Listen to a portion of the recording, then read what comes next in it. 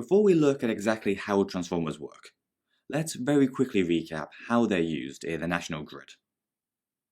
Most of our electricity here in the UK is generated at huge power stations, which are spread out all across the country.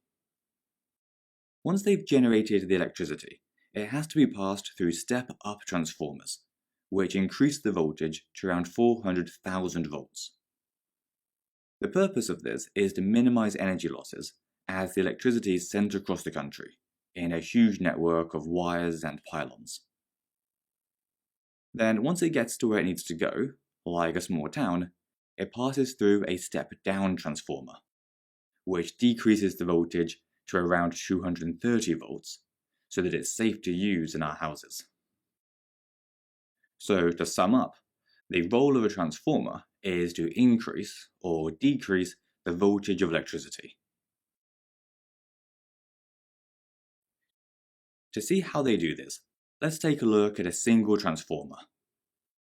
The grey stuff is a chunk of iron, which we call an iron core, and it connects the primary coil on the left to the secondary coil on the right.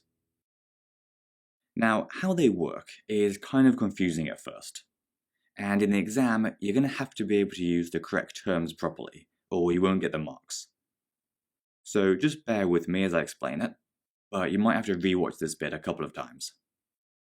The way we're going to approach it is to consider what happens to each part of the transformer step by step. The first thing to happen is that an alternating potential difference is applied across the primary coil, which causes a current to flow, and generates a magnetic field around the coil. Because the potential difference is alternating though, the direction of the current, and thus the magnetic field, will also alternate. Next, this alternating magnetic field in the primary coil induces an alternating magnetic field in the iron core. Because remember, iron is a magnetic material, so it can become magnetized if it's exposed to a magnetic field. Lastly, the iron core's magnetic field induces a potential difference across the secondary coil. And if it's part of a complete circuit, which it will be in a transformer, then this causes current to flow around that secondary coil. So to summarize all of this, the transformer is effectively just transferring the current from the primary coil over to the secondary coil. But instead of the electricity just conducting straight across, it uses these induced magnetic fields. And the reason it can't just pass straight across is because the wires are insulated in plastic, so the electricity can't pass between the wire and the iron core.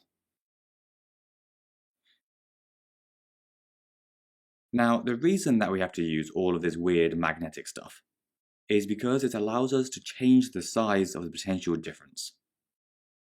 For example, in this one, which is a step-up transformer, if we put a 10-volt supply in, we'd get a 20-volt supply out. This is because there are twice as many turns in the secondary coil as there are in the primary coil, so our voltage gets doubled. In contrast, this transformer will step the voltage down, because there are fewer turns on the secondary coil than there are on the first.